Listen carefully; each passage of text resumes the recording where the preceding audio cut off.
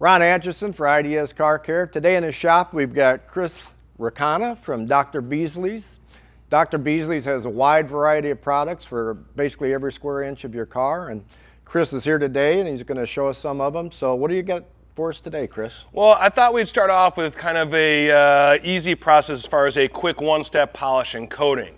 And one of the ways we're going to speed this process up so you're not going to burn an entire weekend with this project is by using our nano surface primer. So this is an abrasive technology that uses nanotechnology, so this way we're not going to have to waste time with a panel wipe before we coat. So again, we're speeding up the process, and we're also going to get a more durable bond for that coating. And then we're going to go into our Formula 1201 ceramic coating. So this is a really unique wet application, but it's a really fun application. I can't wait to show you it. Yeah, cool. So with the NSP 95, after you've polished the paint, you don't need to go by with the panel wipe or anything before you... Not at all. Oh, cool. Because unlike traditional compounds and polishes that contain silicones and oils and other elements that are actually going to, that are considered contaminants and will hinder that adhesion of a ceramic coating, this is actually made with that same nanotechnology. So as we're abrading the surface, we're actually laying down that foundation of nanotechnology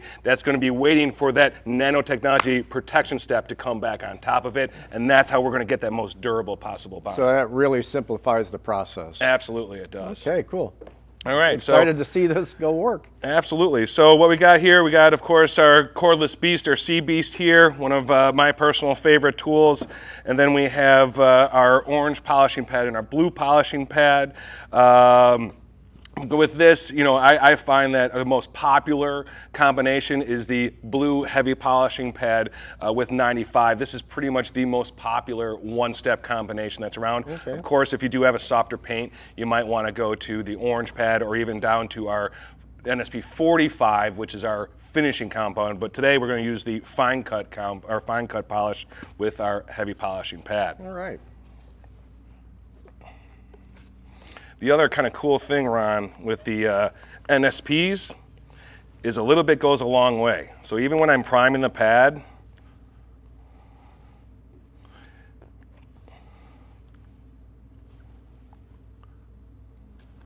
that's all I'm going to really do is just 4 kind of pea-sized drops. And the other thing you notice, it's kind of sitting on top of the pad. Right. You know, this has a very gel-like consistency. Again, the whole idea is keep the product between the pad and the paint. If it's in the pad, it's not working for you. So, and we also want to get our flip over, because if I'm not quick with our flip, the product can actually drop off onto the paint. So we always want to go flip and kind of get my working area laid out here. So how big of a working area do you recommend? Usually about 6 times the size of your pad, roughly. It's a good starting place, and then I like, you can always expand from there. Now, because we're using something with nanotechnology, humidity is going to have a big effect on that. So obviously more humid climates, we're going to work smaller areas, work faster. More arid climates, it's going to work slower, so we're going to be able to work larger areas and for longer. All right.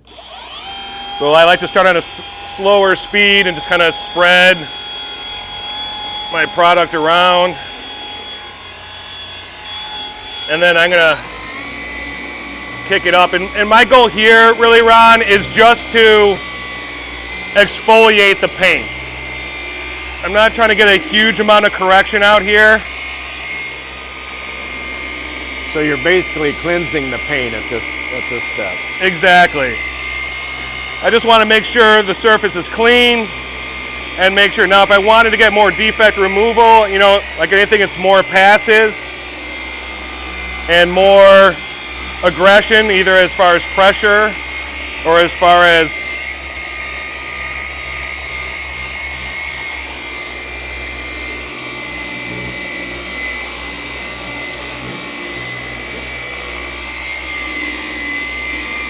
So how do you know with this product when you should stop polishing and wipe off? Does it go clear or?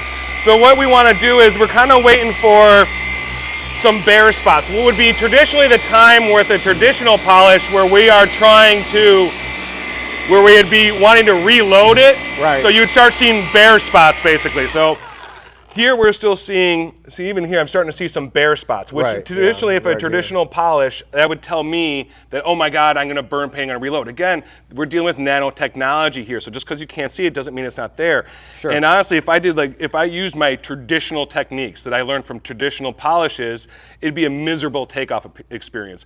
What you really wanna do is work this till it's almost disappeared off the surface. I wanna start seeing these bare spots, and then that's gonna be that real happy takeoff. If you don't work the nano surface primer through its working cycle, it's a miserable takeoff. So we have to work it through its complete working cycle. Okay. Makes sense. We'll take a break here, grab a microfiber. You see here, I get that real nice, basically I'm dusting my coffee table and that came right off. Yeah, now here, you still a lot of product on the surface and it's a little bit more grabby. So I'm taking a little bit more effort getting it off. It's still coming off nicely, but a bit more effort. And see up here, a bit more effort. So really I would have liked to work this area one more time, but still a very smooth takeoff. But that's really the most important thing to remember with the nano surface primers. A little bit goes a long way. If you can't get it off, it's too much product or you're not working it long enough. Okay. Simple enough. Mm-hmm. That's nice and slick. Nice and slick then. Yeah.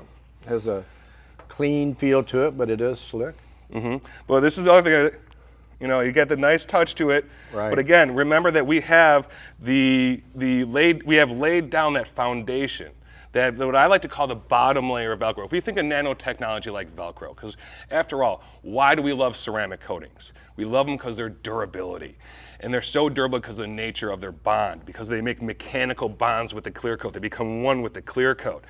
So if we can use nanotechnology in our correction step, we are essentially laying down that bottom layer of Velcro.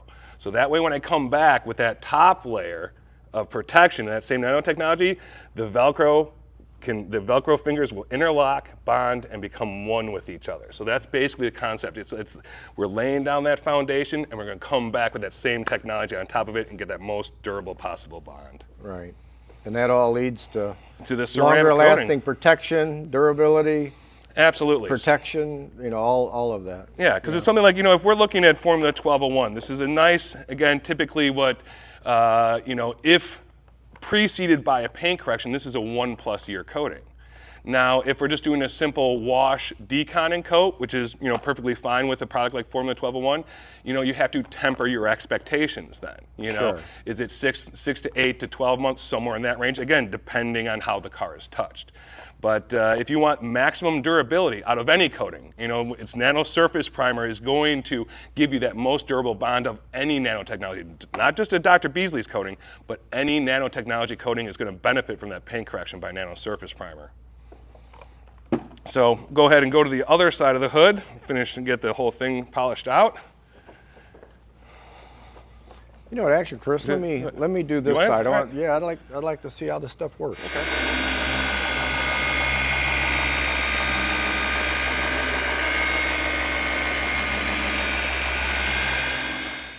All right, so that's it for the hood. Let's check it out.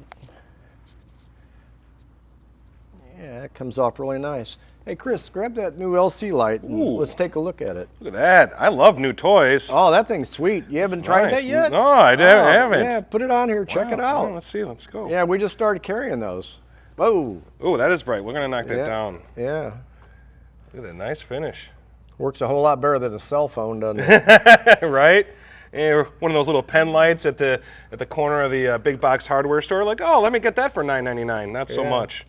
Yeah, the paint looks great. Yeah, love it. I really like. So, would you basically call that a primer? Is that what you're going to call that? Yeah, but the great thing about it's not just a primer, because you can get actual real correction. I mean, again, it's a full line. So we have a fine cut in the 45. We got the finisher in the 45, the fine cut in the 95, and then our heavy cut in SP 150. So you can get legit correctability, but again, we are using that same nanotechnology. And if we stick within the nanotechnology realm, 100% inorganic from your start of your process to the finish of your process, that's how we're going to get the most durable possible bond. Okay, well this paint looks great. I think it's ready to coat. All right, let's do it. All right. So this is, I believe, one of the most fun applications you can do when it comes to a ceramic coating. Yeah, this is, when you were telling me about this earlier, it's not like anything I've ever seen or heard of. No, it is absolutely a unique product, and in that, a couple of different things. Number one, Formula 1201 gives it a warm gloss. Traditional ceramics tend to be very cool glosses. This actually gives warm gloss, almost kind of like a Carnauba gives that kind of warmth to it. You know, Formula 1201 has that same warmth to it. The other thing that makes it really unique is the fact that it is a sheeting coating. So, you know, this is, if you want to get the close-up of the monster beads, you know, that's not our concern with this. What I want is not monster beads on my hood. I want water off my hood. And what this coating is going to do is going to make the water come together and then dump off. So again, it might not be the glorious Instagram picture of, you know, high and tight beads, but what I like to say is high and tight beads make high and tight watermarks. Yeah, let's get the water off the car. That's just what I was thinking. The beads leave the water spots. Absolutely. And depending on where you live, that can be a problem. So, once we get the Formula 1201, you take the cap that comes on the bottle and actually comes with this handy dandy little eyedropper cap inside the box. Okay. And so what we're going to do is, and the other kind of unique thing is, we're going to use an old school wax applicator. You know, it's just a plain old foam applicator. Plain old foam wax applicator. Okay. And what is really fun about this, I'm gonna prime it with about probably a dozen or better drops, but then moving forward maybe like 6 or 8 each time. But what I'm going to do is I'm going to mist the panel full of water. And what I'm thinking is I don't want to flood the panel. I'm thinking kind of morning dew, and then I'll go with the pad, I'm going to go over it. And what's really, really cool about it is you're going to see how this is an instant bonding coating and how the surface tension changes immediately. As soon as I go over that distilled water, you're going to see how beads are going to form and it's going to start rejecting water. It's such a cool thing. It's so fun to get that immediate gratification. So first, again, our distilled water, distilled or DI, important thing is we just don't want minerals in it. Right? You know, because we don't, oops, let's get a spray action. Let's see if we can get, is this mostly, there we go. So this right away is, you know, 180 degrees from a traditional ceramic coating. Absolutely. So, got a nice mist on there. So these water drops are... Yeah, they're fine. I mean, again, the only reason, the more water is not going to hurt. Okay. What more water does is make more water for me to clean up. All right. You know, so it's All just right. finding that balance really between it. So to have water flooded down isn't really necessary. I just need enough on the surface to kind of keep it lubricated. So 1, 2, 3, 4, 5, 6, 7, 8, 9, 10, 11, 12, and a couple more for good luck. And you'll see I'm just going to start right down the center. Oh, you can definitely see the coating as you're rubbing it on. Absolutely. And you can see the water is already rejecting and flying off. Yeah, it actually looks like a traditional paste wax. Yeah, or and it's very much like that same kind of experience. You can see on the area that I did how it is just pushing water. Even over here, it's pushing water off and then coming down this valley. So, I mean, again, it's really unique, and you can see it's instantly working. You get that nice milky white texture to it, that kind of milky white look to the water. And again, if you want to do crosshatch, you want to do new school, you can do that. It's just, the technique really doesn't matter. It's a self-leveling coating, so I'm not worried about, you know, overlapping and making one area, oh, if I got more coating here, because it's all going to self-level and that's going to be fine. And really what I just want to do is ensure even coverage more than anything else. So this application, the way you're doing it, like a traditional wax, like we used to do, so that helps with the high spots and all of that kind of problem that people are so afraid of, you know, especially if they're new to the coating world. They're, you know, oh my God, I'm gonna get a high spot. You know, what do I do? I've been ruining my car. So the beautiful thing about Dr. Beasley is we don't care about 9H hardness. So that's where you read about high spots. Oh God, I'm gonna have to wet sand and all this kind of stuff. Right. What we have is our DX Flex technology. What gives our pro coatings their self-healing capability is what gives our more moderately priced coatings their ability for a long work time and a long fix time. I can let this sit here and I'm not worried about this drying up. If worst case scenario, any part of this coating dried up on me and it became a high spot, you know what I gotta do, Ron, to get that high spot off? Do I gotta get sandpaper? Do I gotta go get a machine? No. Here's what I do to get a high spot off, Ron.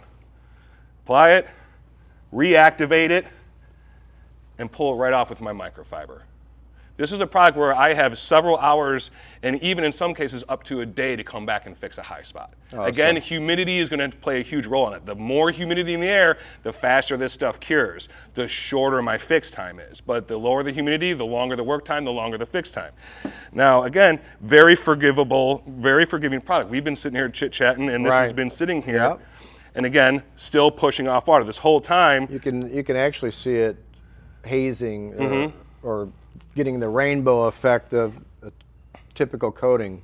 Exactly. Now, really, I just want to let it sit here a minute or two, but again, it's so forgivable. This is a type of coating where I could do the hood and this fender, come back, buff off the hood, and then do the door. Buff off the fender, and then do the rear door. Buff off the, so you can work 1-2 panels at a time, one panel ahead of yourself. It has that kind of, what I like for takeoff is the 2-towel technique.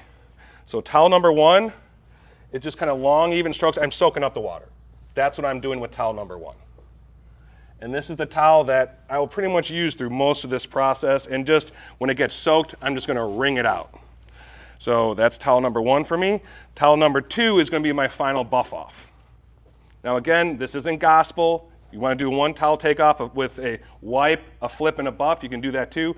This is just a process I kind of prefer, so I can move through it as quickly as possible.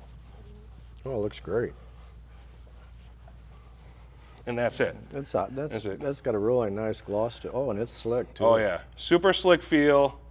Very nice gloss. And again, it's unique in the world of ceramics because A, sheeting water action, B, warm gloss, C, wet application, and if you really want to get into it, that long fix time. This is really for, especially for the enthusiast market, for someone who's just new to ceramics, just starting to play with it, that can be a little, trepidatious, like, oh, I don't want to, mess up my beautiful baby, that's in the garage, I'm trying to get signed up. So this is, I always hesitate to say idiot-proof because then there'll be someone to prove me wrong. Right. But this is about as close as you come to it. Well, I know the first coating that I ever did years ago, I was just a nervous wreck about doing it, and it was nothing like this. Yeah, and this is, and again, it doesn't require that paint correction. That paint correction just extends the durability. You're going to get more performance out of it. But if you're not comfortable with that, wash it, decon it, and coat it, and you're just going to have to do that more often. Maybe you're doing that every 6-8 months instead of every year. As simple as it is, that's no big deal. As easy as can be. Right. As so easy as can be. now that it's coated, is there a certain amount of time before it can get wet or what? So we like generally 1 hour undisturbed. So if you wanted to come back for some reason, do a second layer. I mean, are you adding more protection? Sure, but it's a diminishing return. So essentially the guidelines are 1 hour undisturbed, 24 to 48 hours dry. Okay. And then 2 weeks no washing. After 2 weeks, fully cured and on. And again, those times are, we don't know if you're in Florida, down here, where you got high humidity, or if you're in the high desert or Utah, where you got low humidity. So you kind of vary. Again, you're going to need shorter amount of time when you have higher humidity. You're going to have more time when you have more arid climates with less humidity. Okay. Wow. This is impressive. Yeah, give it a shot. You got to really try it. So and again, it's just about misting the surface. So with like enough water. That's good? Yeah, that's good. All right. I'll give you your applicator. We'll just do a little spot here over here. So now that you've got this pad all primed, I need to half a dozen drops maybe. Okay. It's very runny. It's like a traditional coating as far as that goes, the consistency. Oh, definitely. It's very watery. No, it's not grabby or nothing when you're putting it on. It's very easy to apply. Simply all I'm really wanting to do is get it on the car. Right. And get it everywhere on the car. Yeah. And again, this is something, a lot of times, professionals, just to keep this process moving, we're going over headlights, we're going over trim. It's something that is safe for everything. Now again, maximum durability is going to be on paint. It's not going to cause anything negative to go on your headlight. You're going to get good performance on it. We just might not get the same durability as we do on paint because this is designed as a paint coating to bond to clear coat. And so what about like black textured trim? But you can absolutely go over that. Now, because this is a gloss coating, it will add some richness and will darken it somewhat. So unlike a matte dedicated coating, which wouldn't change anything at all, this is a gloss coating. When you put a gloss coating on a matte surface, you're going to richen it. So you are going to change it a little bit. But again, but it's So whenever a person's coating their car and they get to the mirrors, they don't have to be, oh, I got it on my black part. It's, oh no. No. Really, the thing is, even if you wanted, I wouldn't even say bother taping it off. You go around it, and if you kind of nicked it as you're going on with your applicator, just get to your microfiber, wipe it off right away, and you're fine. Okay, so I think we've let this sit. We have the luxury of working in air conditioning, so that changes how quickly things happen too. So, but that wiped off like, Yeah, see, there you go, one towel. You don't even need the second towel. it's like hardly. wiping dust off the car. All right, Chris, so the hood looks great, but somebody's gonna have to do the rest of the car. And Nick just popped in with a big box of donuts, so I'm heading in the back, and I guess that kind of leaves you. I guess I got to earn my trip to Florida now, huh? Yeah. Well, if you like this video and you want to see more like it, be sure and subscribe to our channel. Hit that notification bell so you get all the new videos as they come out. And if you want to know any more information concerning Dr. Beasley's, be sure and visit idscarcare.com. This is Ryan Atchison. Thanks for watching.